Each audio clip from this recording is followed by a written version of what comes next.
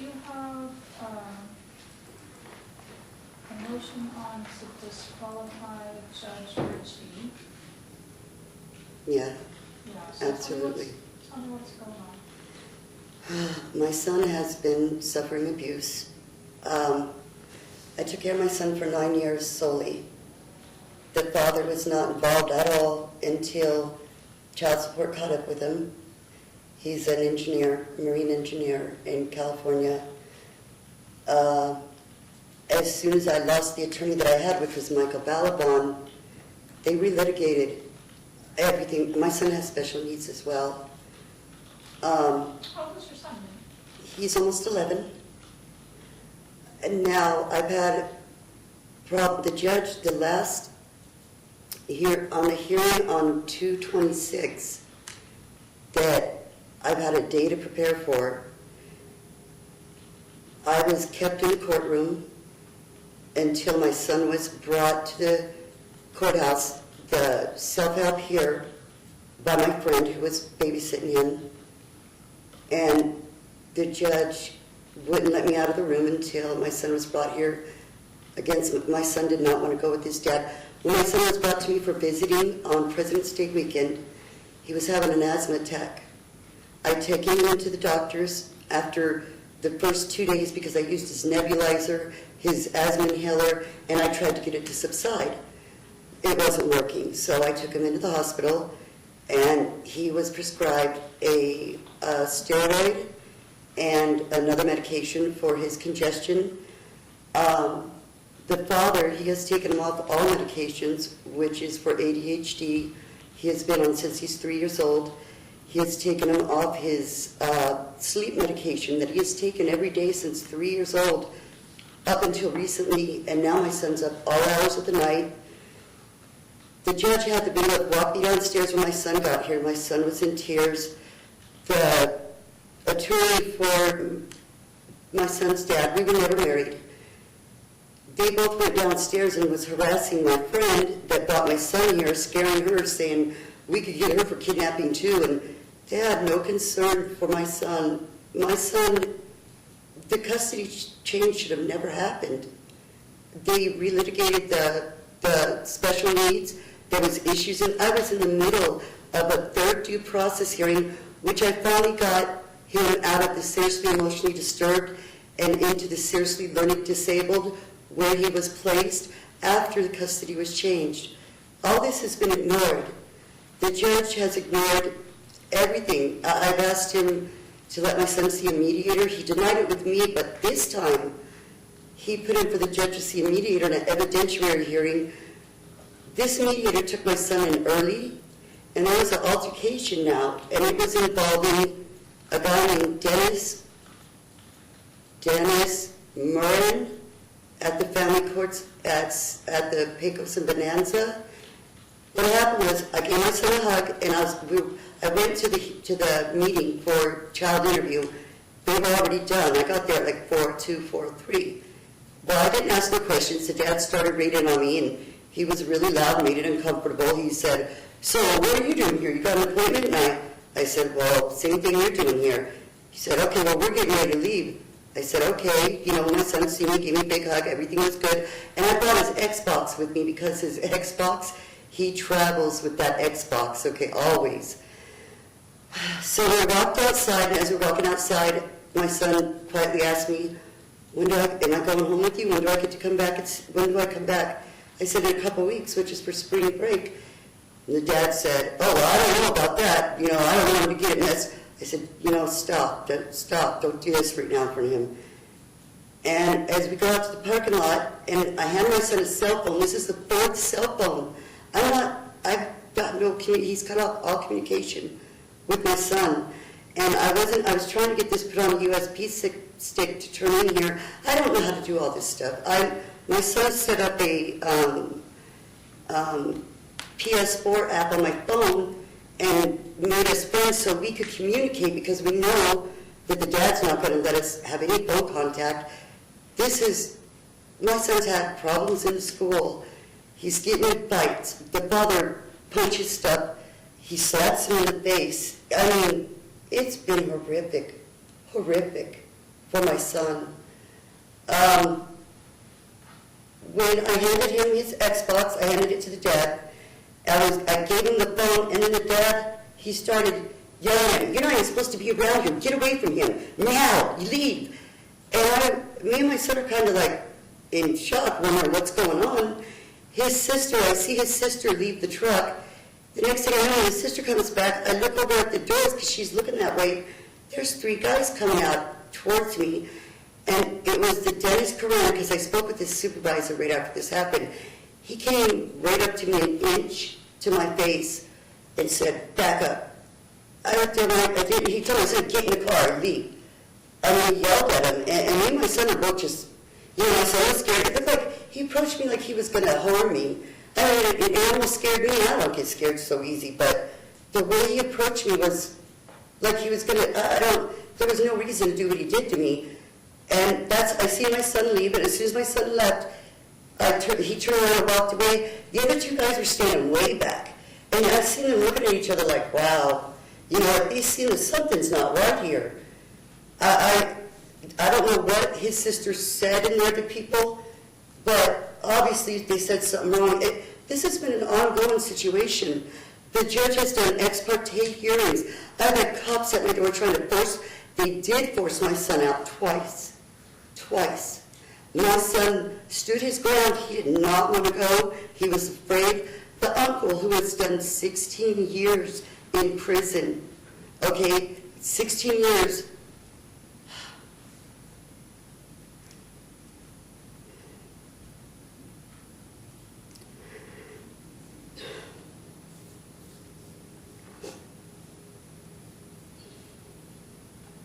He held my son up by his ankle upside down and hit him with something. And he told the cop that came to interview him that his dad don't care. His dad works 40 hours plus. Thank you. It's been hell for my son. The judge has ignored it all. I don't know what else to do. Well, I'm sorry. It sounds like you've been through an awful lot. What I've been through is nothing compared to what my kid's been through. So I have a couple of issues here today. Okay. The first is, I understand that you don't agree with how Judge Ritchie has handled this, but in order for me to disqualify a judge, there has to be some showing that there's a bias or prejudice that. Yeah, there was a bias. So there has to be that. I also don't see, did you send a copy of this to Judge Ritchie? Because I don't see any kind of service in here. I filed it. I don't see that. And he did a hearing on the 21st. I see. Yeah, so yeah, I did serve him with everything. Hold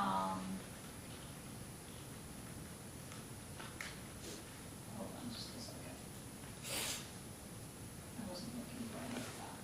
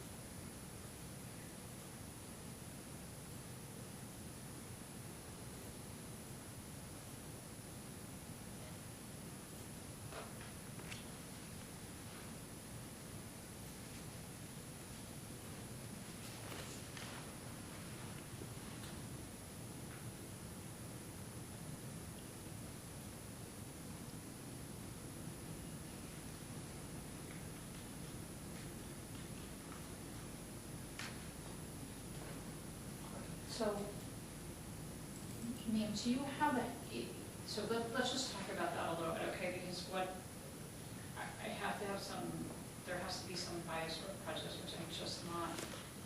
I understand that you disagree with.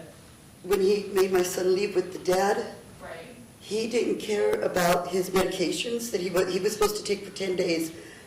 And he sanctioned me. He sanctioned me for the previous time, from when the uncle hung him upside down when my son did not want to go. I mean, my son's almost my size. The cops expected me to drag him out the door? I mean, that's not right at all, you know. And my son, when it comes to abuse, I'm very big on abuse. My son, he's not making it up. The dad's very brutal. He doesn't believe in none of his disabilities. They're taking him off medication.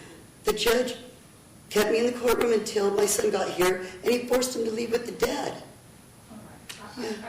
Right. And I understand your frustration, ma'am. I think one of the things that I see that's happened here is that I understand you as a mom. You have concerns about your kid.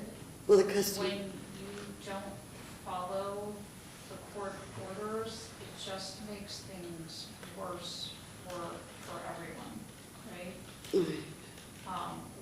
It's looked like what has happened here, and I. To a point, yeah. I mean, I did it for the right reasons. I may have done the wrong things. Right. I know you. I can tell from talking to you, you have the very best of intentions, but you know, the family court judges have to balance out the rights of both of the parents. He doesn't care about my rights at all. He doesn't care that I can't talk to my son. But part of the reason that things are where they are right now is because, and I understand why, but it looks like you haven't been cooperating with the court orders. Okay. So it makes things really difficult.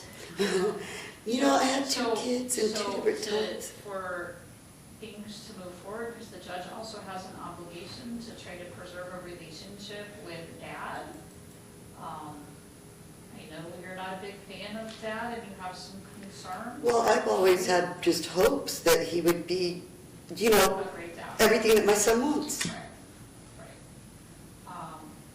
I would encourage you to try to follow the orders of the court the best you can and be supportive of that, and then just document any concerns. What am I supposed to do with my son when he doesn't want to go? How am I supposed to?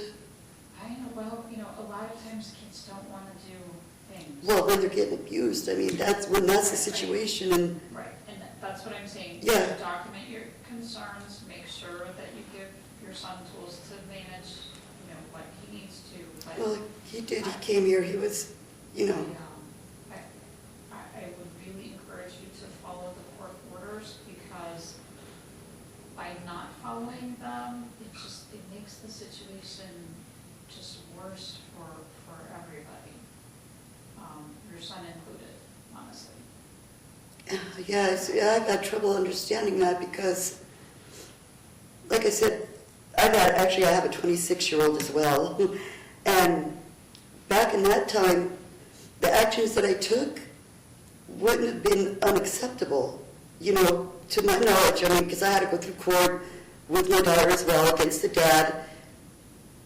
And I don't know if it's the difference in times, because when you have a kid in 1992 and you have one in 2008, times have changed.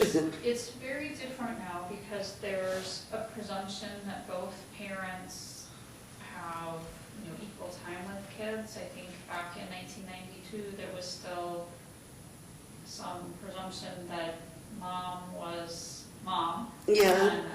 And I do think that things are a little different now in terms of the law. It's changed. Yeah, that's what I'm seeing. I mean, because I just did what I know. You know, and yeah, it's been bad since then. But the judge relitigating my son's issues, that's where the wrong happened. That's where it went bad, because that shouldn't have happened. It went from, I mean, the order from 3/9/2016, and it's known that my son's dad has done, I had to get a restraining order on him before, when my son was younger, backhanded him in the stomach, and all this was documented. To my knowledge, that should have been looked at, and it should have never been handed over to him like that. I mean, especially when I didn't do anything wrong, and he relitigated all the school issues, my disability. He already knew that I had spinal surgery. That doesn't make me unable to take care of my child. I got better. So, I mean, I know, ma'am, it sounds like an awful lot. So I don't see anything here that shows, just on its face, that shows the kind of bias or prejudice that I can disqualify a judge for. I would encourage you to follow through with the legal process, and if you disagree with the decision, you know, the remedy for that is to appeal it. I've been going through that for 2 years. I know, and I know it's a long process. I just would encourage you to be patient and follow the court orders and let the process kind of play out. What about not being able to talk to my son? He's not allowed to call me or nothing. He took away my legal right, the judge did. I can't even get his school. I can't even properly fight this evidentiary hearing coming up. I can't get no information from the schools. They won't speak to me. The judge said that he didn't take away my legal rights, and he did. I have the order. This is making it impossible for me. Okay, so it's a temporary order. You have a hearing in a couple of weeks, right? Yeah. So I would just focus on getting ready for that.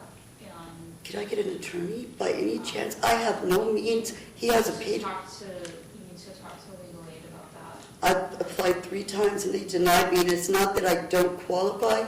It's just they don't have enough attorneys to go around, and I just look at the draw 3 times. Well, keep asking, right? No, they told me if I ask again, they will not consider nothing unless the circumstances have drastically changed. I have been. Well, have you asked since this happened? Because that's a pretty drastic change of circumstances. Yeah, they just sick of hearing from me, I guess. All right, ma'am. Well, I don't really know what else to tell you. I'm sorry that you're going through this, and I wish you the best of luck. Okay, thank you. All right, thank you.